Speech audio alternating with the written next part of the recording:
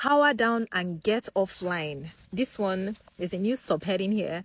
Power down and get offline. This one particularly, I think, is for me, Vera. When you are angry is not a time to talk. Ready for some startling news?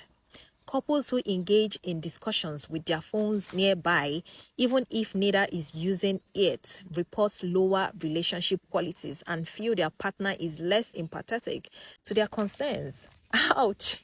This is hard to hear, but research shows that our laptops, tablets, phones, and even smart watches and the social media platforms they support have the potential to come between couples.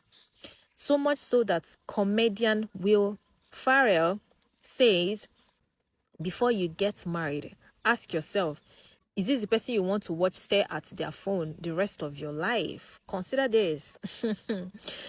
34% of couples admit to answering their phones during intimate moments. Very wrong.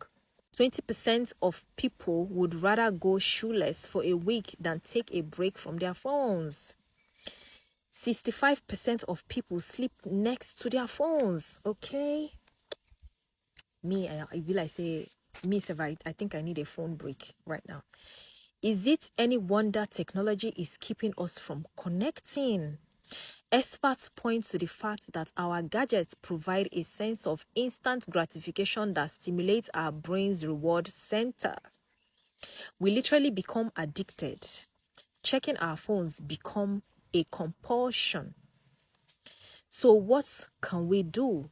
For starters, phones are best kept out of sight and out of mind when you are having an important conversation, when you are sharing a meal, and when you are on your date night.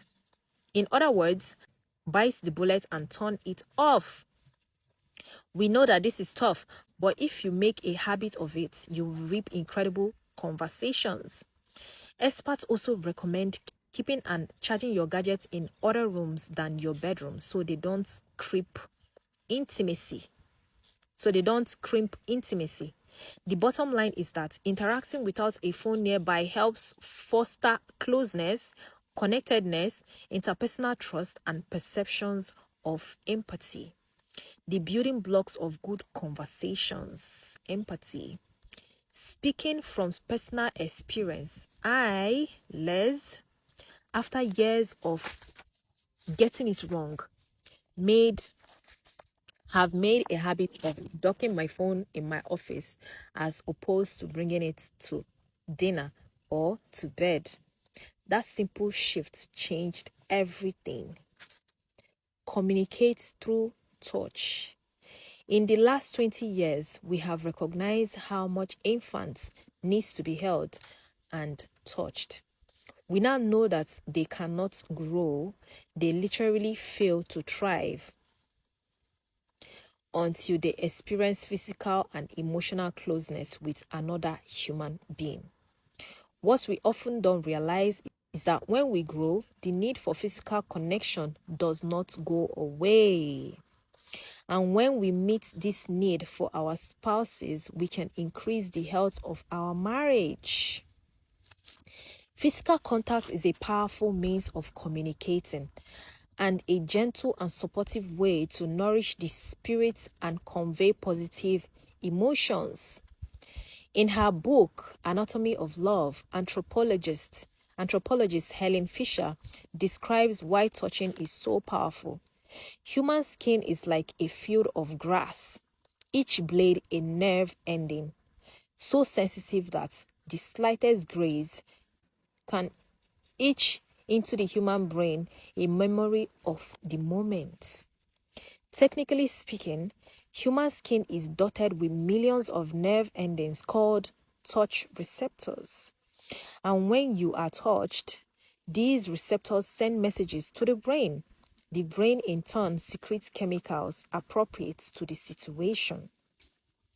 Imagine for a moment that you come home from a tough day, feeling tense, tired, and irritable.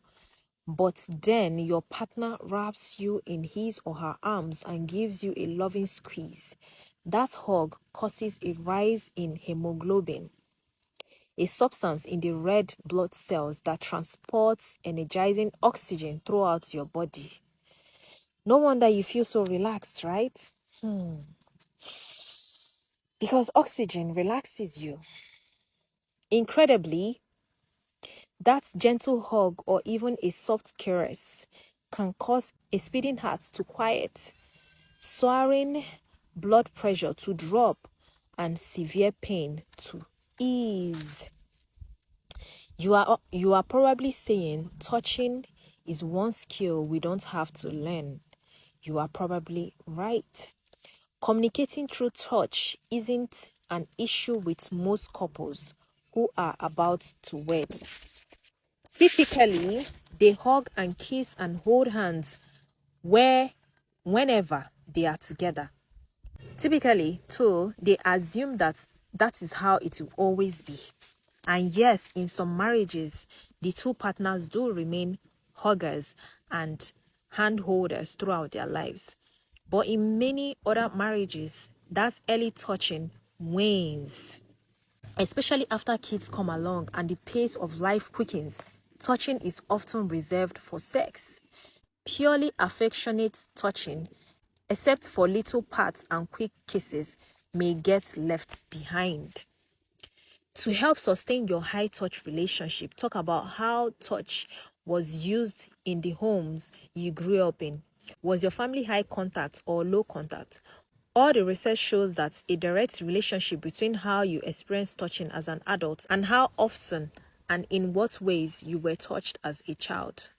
You could discuss how to become more touch oriented, even if you grew up in a family that shunned physical contact. You might also explore each other's comfort zone. Both of you probably prefer different amounts and kinds of touching. For one of you, a soft touch, on the other hand, may mean as much as a lingering embrace to another. I like to be touched all the time.